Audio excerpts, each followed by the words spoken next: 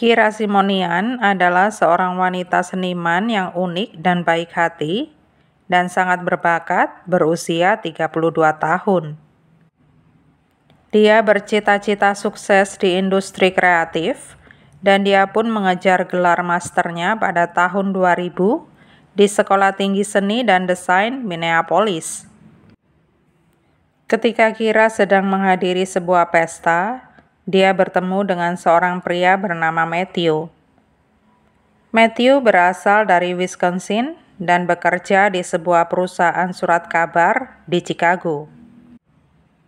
Keduanya benar-benar cocok dan akhirnya mulai berkencan.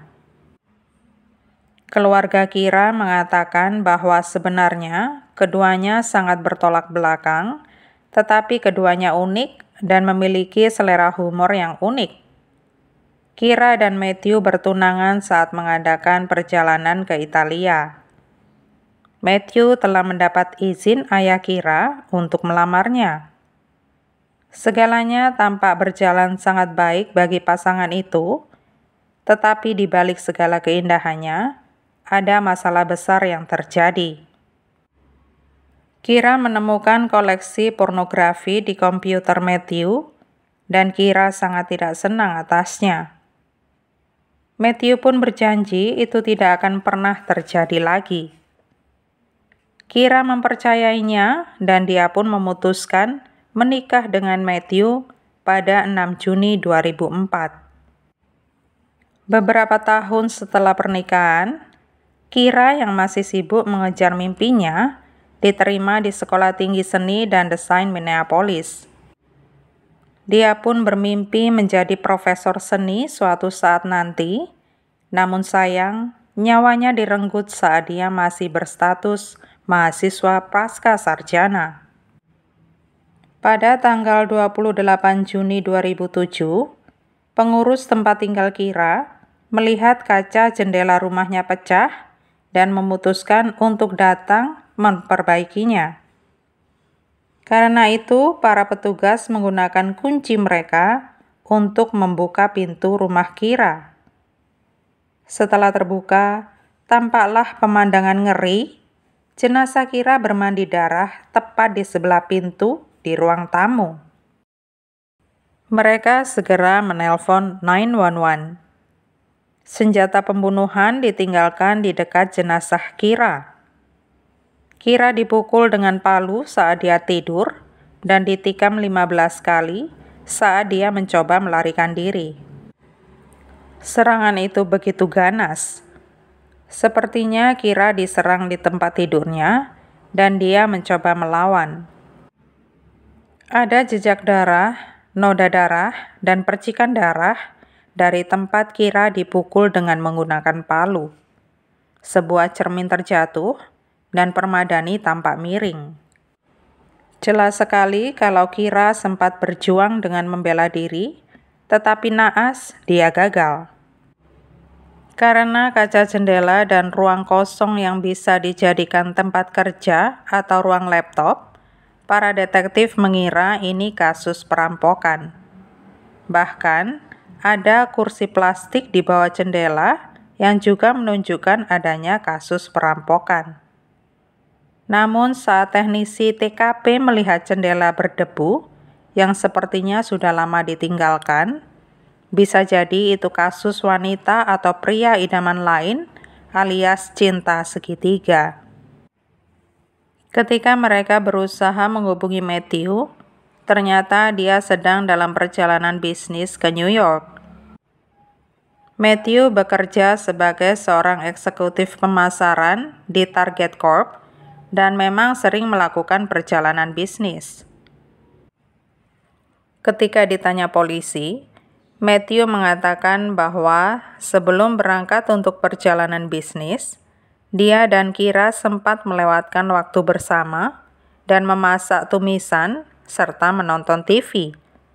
Dan keesokan paginya, Matthew pergi sekitar pukul 5.15. Polisi mengakhiri wawancara, tetapi mereka menaruh kecurigaan besar atas dia karena Matthew tampak sangat tenang dan tidak banyak bertanya tentang apa yang menimpa istrinya.